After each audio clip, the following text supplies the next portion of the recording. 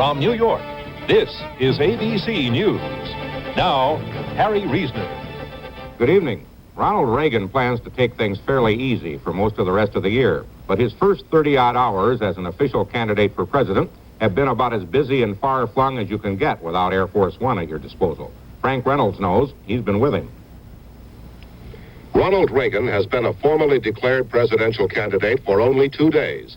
In that time, he has called for a review of the U.S. position in the UN, renegotiation of the arms control agreements with the Russians, denounced the new campaign reform laws as evil, reaffirmed his opposition to gun control and the Equal Rights Amendment for women, warned against hysteria over recent revelations about the CIA and FBI, praised Mayor Daley of Chicago and the ski slopes of New Hampshire, called for a $90 billion cut in federal spending, gave the back of his hand to critics who say he is too far to the right to appeal to Democrats and independents, ruled out a third-party movement and a non-conservative running mate, and in North Carolina today, he quoted Franklin D. Roosevelt.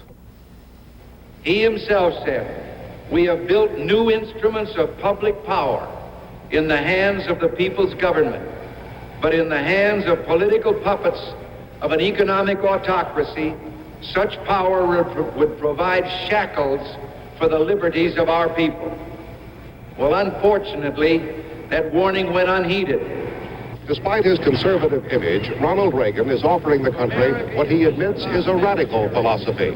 But what he is proposing is not that the federal government be mobilized to solve the country's problems, but that it be demobilized, to some extent dismantled. After this airport press conference in Chicago, he returns to California and will make few campaign appearances before the first of the year.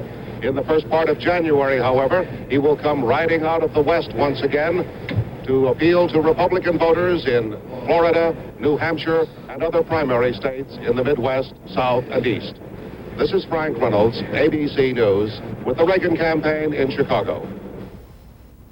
Vice President Rockefeller went to Wichita, Kansas today to address the annual winter meeting of Republican governors. It was not surprising that the central topic was Ronald Reagan's official entrance into the race.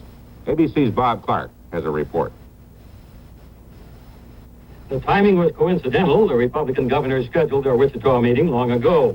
But their conference provided the first test of Ford versus Reagan sentiment among the governors, and the president won hands down.